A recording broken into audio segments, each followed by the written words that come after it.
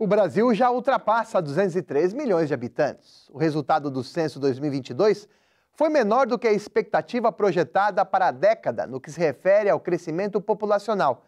Especialista analisa se o baixo índice de crescimento é positivo ou não para o país.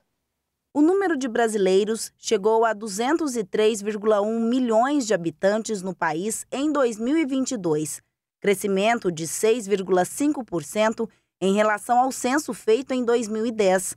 Para o sociólogo Araré Carvalho, o resultado inferior à expectativa está mais relacionado com o avanço do planejamento familiar do que com a pandemia, que levou mais de 700 mil pessoas a óbito.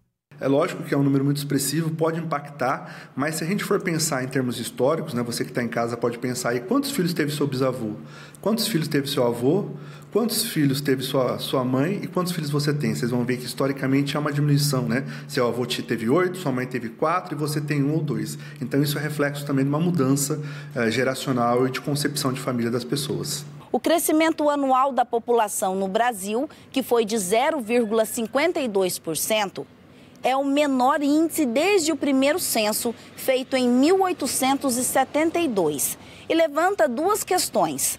Por um lado, é positivo, já que uma sociedade cada vez mais tecnológica oferece menos mão de obra. Por outro lado, é negativo, porque impacta na previdência social. Grande parte da aposentadoria que é paga pelos ativos para quem está inativo, para quem está aposentado.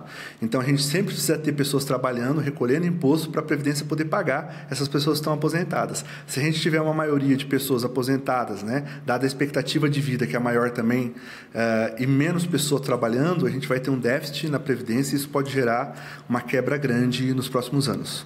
O maior número de pessoas continuam nos estados de São Paulo, primeiro da lista, seguido de Minas Gerais e Rio de Janeiro. De acordo com o especialista, a concentração de habitantes nessas regiões metropolitanas torna mais grave uma situação que já faz parte da realidade hoje. Esse desequilíbrio mostra a nossa falha em tentar desenvolver outras regiões do país com mais força. Já houveram algumas políticas públicas no sentido de tentar desenvolver outras regiões do país. E isso acaba afetando quando a gente fala, por exemplo, da dificuldade que algumas regiões têm de encontrar alguns profissionais, como médicos, engenheiros e por aí vai.